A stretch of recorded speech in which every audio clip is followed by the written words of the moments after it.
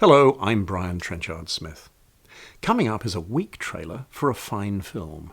Inherit the Wind is the kind of movie the studios rarely make anymore, a literate, wordy film about the clash of ideas.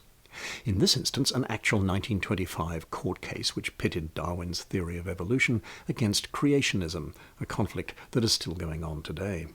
Roger Ebert called it a film that rebukes the past when it might also have feared the future. Would a studio today dare to make a film that questions fundamentalism as vehemently as Spencer Tracy's character does? The quality of this trailer isn't great, but the film itself received an Oscar nomination for Best Black and White Cinematography. It's worth seeing. Inherit the Wind makes news everywhere.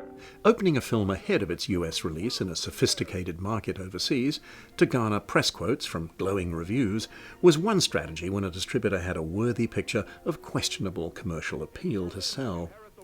Premiering it at a star-studded European festival to get awards would also help build an image of an important film. Worthiness and importance would sometimes be emphasized by a trailer that contained a personal statement by the important filmmaker himself, in this case Stanley Kramer. Indeed, Stanley Kramer's contribution to American cinema cannot be overemphasized. Steven Spielberg called him an incredibly talented visionary, one of our great filmmakers, not just for the art and passion he put on the screen, but for the impact he made on the conscience of the world.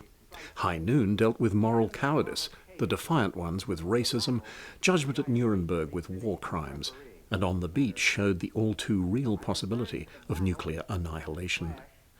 In this film, Kramer targeted metaphorically the Red Scare of the early 50s and McCarthyite repression of intellectual discourse.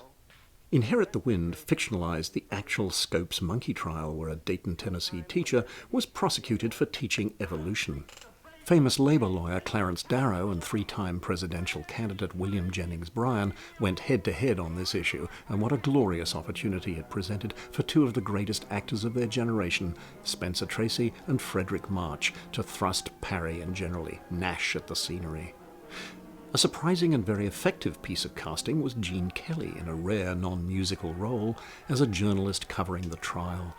His character is modelled on the acid-penned pundit and iconoclast H.L. Mencken, the man who once wrote, "Nobody ever went broke underestimating the taste of the American public." Mencken actually paid Clarence Darrow's expenses for the duration of the 12-day trial, which took place in a heatwave, nicely captured by Kramer's staging. Kelly's scene with a monkey is included at length here to suggest the picture had humour, but there are plenty of smiles to be had in the bravura performances of Tracy and March. Take a look at this creature sitting here. Grandpa.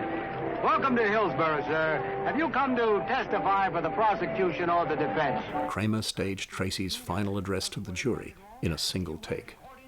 Despite a defense that ridiculed the prosecution's case, John Scopes was convicted and fined $100 for defiance of Tennessee's Butler law, which forbade the teaching of evolution. It took till 1967 for Tennessee courts to overturn it. Perhaps Inherit the Wind gave it a nudge, so I'll conclude with another home truth from H.L. Mencken. The whole aim of practical politics is to keep the populace alarmed and hence clamorous to be led to safety by menacing it with an endless series of hobgoblins, all of them imaginary. I'm sure Stanley Kramer agreed.